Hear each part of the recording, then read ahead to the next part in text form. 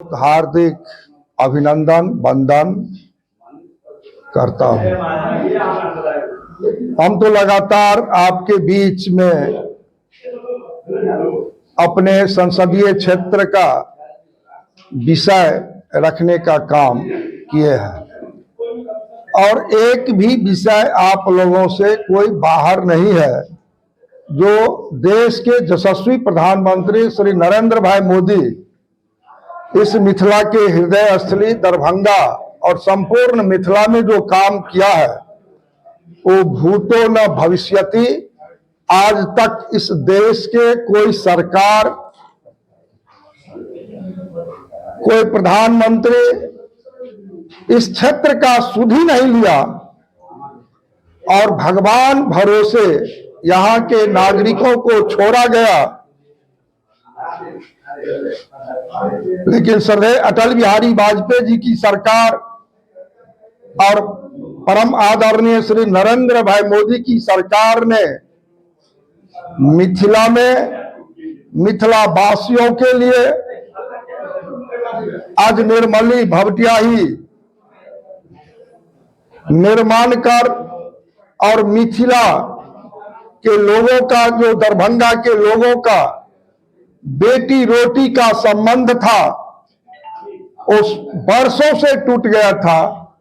अटल जी ने स्वयं आकर के निर्मली भवटियाही महासेतु बनाए और वहीं कोसी रेल महासेतु 88 साल बाद नरेंद्र भाई मोदी 516 करोड़ की लागत से आज रेल के माध्यम से, जहां आप बैठे हुए हैं लहरियासराय बहादुरपुर में, यही लहरियासराय सहरसा रेल लाइन हमने 3 जोड़ी चला करके इस मिथिला के लोगों को सुविधा प्रदान की है। आज इस दरभंगा में आप लोग एम्स की चर्चा किए हैं। माननीय राजीव जी जो हमारे प्रदेश के प्रवक्ता अभी प्रेस वार्ता किए, उसमें आप लोगों ने एम्स की बात प्राथमिकता से आप रखे हैं। आपसे कोई बात अपरिचित नहीं है। 15 के बजट में देश के यशस्वी प्रधानमंत्री दूसरा एम्स देने की बात बिहार में किए थे और बिहार में दूसरा एम्स बने तो पहला एम्स कौन बनाया, यह भी आपको समझना पड़ेगा। 60 वर्षों की सरकार इस देश में एक एम्स मात्र बनाने का काम किया और सदैव अटल बिहारी वाजपेयी जी बिहार में पटना को एम्स बनवाने का काम किए, तो आज नरेंद्र भाई मोदी दरभंगा में दूसरा एम्स देने का काम किए हैं। 15 में जब बजट में एम्स का निर्धारण किया गया, लाया गया, तब इस राज्य में सरकार थी राष्ट्रीय जनता दल के माननीय जो हमारे उप मुख्यमंत्री उस समय में तेजस्वी प्रसाद यादव जी थे और स्वास्थ्य मंत्री भी इन्हीं के पास था। भारत की सरकार लगातार पत्राचार की थी, 15, 16, 17, एक भी पत्र का जवाब उस समय के स्वास्थ्य मंत्री नहीं देने का काम किए और जब 18 में हम लोग सरकार में थे तब आदरणीय प्रधानमंत्री नरेंद्र भाई मोदी ने कहा देश के यशस्वी स्वास्थ्य मंत्री आदरणीय जेपी नड्डा जी को जो दरभंगा में हम एम्स बनाना चाहते हैं, बिहार सरकार से प्रस्ताव मंगाए और बिहार सरकार ने प्रस्ताव दिया। दरभंगा का डीएमसीएच अपग्रेड करने की प्रस्ताव 18 में गया था और फिर भारत की सरकार ने कहा जो हमको 200 एकड़ ग्रीन फील्ड चाहिए, तो 19 में यहां से सांसद बन के हम गए थे और 20 में हमने बिहार सरकार से माननीय नीतीश कुमार जी से एक अन्य मार्ग में मिल करके 200 एकड़ जमीन का प्रस्ताव रखे और माननीय मुख्यमंत्री जी ने दिया और जब यहां पर 81 एकड़ में मिट्टी का काम हो गया और फिर हमारे तेजस्वी प्रसाद यादव जी आ गए सरकार में, तो कहे जो नहीं, उनके लोग आप ही के प्रेस वालों को प्रेस वार्ता करके लगातार कहने का काम किया अब इस यहां पर नहीं बनेगा, अब चले जाएगा अशोक पेपर मिल, तो अब जाएगा अमुक जगह, इसको लटकाने का काम किए ये लोग। लेकिन फिर जब हम लोग आ गए बिहार की सरकार में माननीय नीतीश कुमार जी के साथ, तो भारत की सरकार फिर वहां से यहां पर केंद्रीय टीम, दो टीम अभी तक आ चुका है।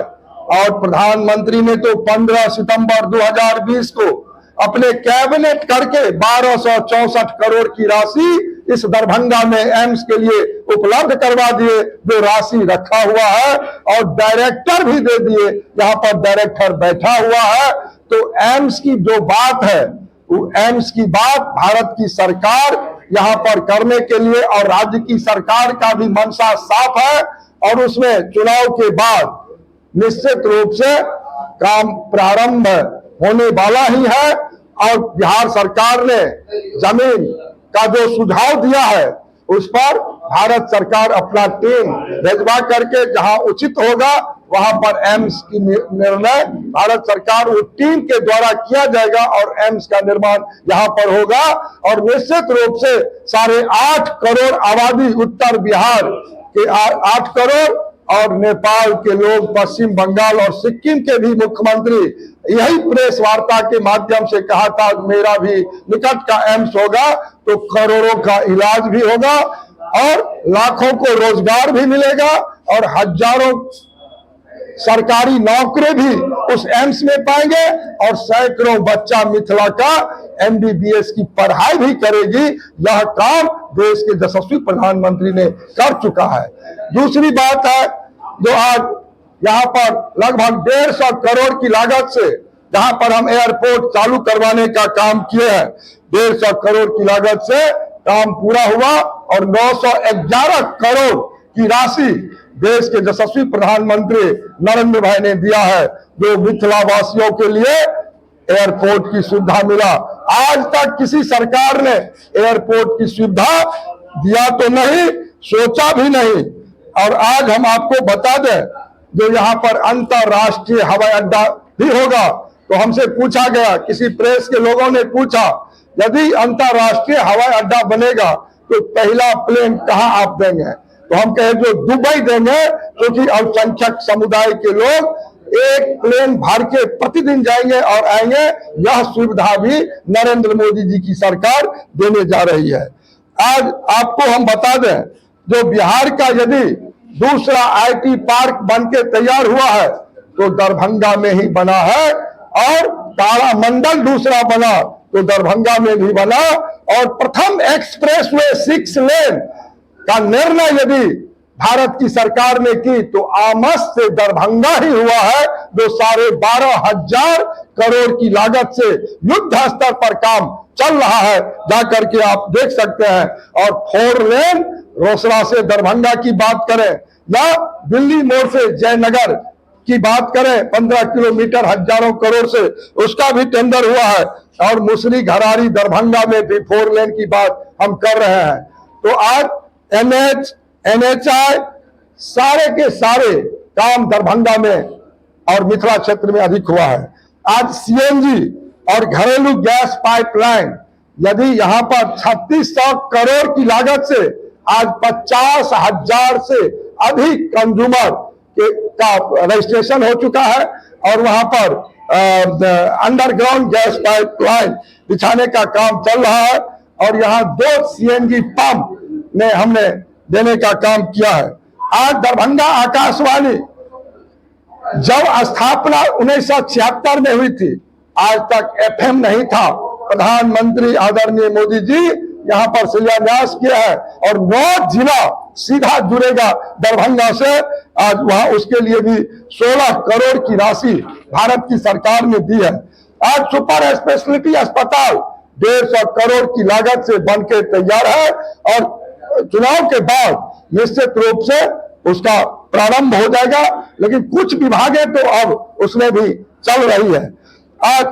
निश्चित रूप से आपको हम बता दें, जो दरभंगा में विश्व स्तरीय स्टेशन 350 करोड़ की लागत से लगभग शिलान्यास प्रधानमंत्री जी किए हैं, और बगल में म्यूजियम पर भी लाइट ROB 9 करोड़ की लागत से हमने उसका भी शिलान्यास किया है, और राशि हमने दे करके टेंडर खुल चुका है। आज यहाँ पर लहरियासराय और सकरी दोनों को हमने अमृत भारत स्टेशन में आप जाकर के देखें, पहले लहरियासराय स्टेशन की स्थिति क्या थी, सकरी का क्या था और आज क्या है, आपको जाने के बाद दिखेगा। और आज हायाघाट से लेकर के दरभंगा सकरी मनीगाछी रेलखंड में 110 करोड़ लागत से विद्युतीकरण का भी हमने काम किया है और सकरी से हसनपुर रेल लाइन में 40 करोड़ की लागत से विद्युतीकरण हुआ और 46 वर्षों से जो सकरी हसनपुर कुशेश्वर स्थान लाइन नहीं जा पहुंचा था, देश के यशस्वी प्रधानमंत्री के नेतृत्व में आज सारा प्रक्रिया पूरा हो चुकी है। पिछले 3 बजट में हमने उसमें राशि ला करके देने का काम किया। क्यों नहीं हुआ? बिहार के सबसे अधिक रेल मंत्री बिहार से हुआ करते थे। आज दरभंगा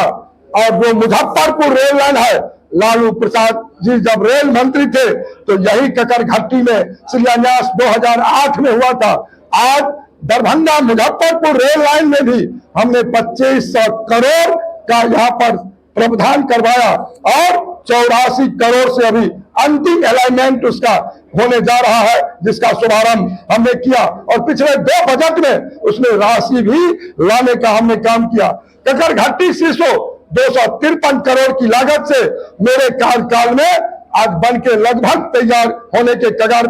कगार में है। वासुदेवपुर में स्टेशन भी बन चुका है, उसका हम उद्घाटन करने वाले थे लेकिन उसका हम नहीं इसलिए कर पाए क्योंकि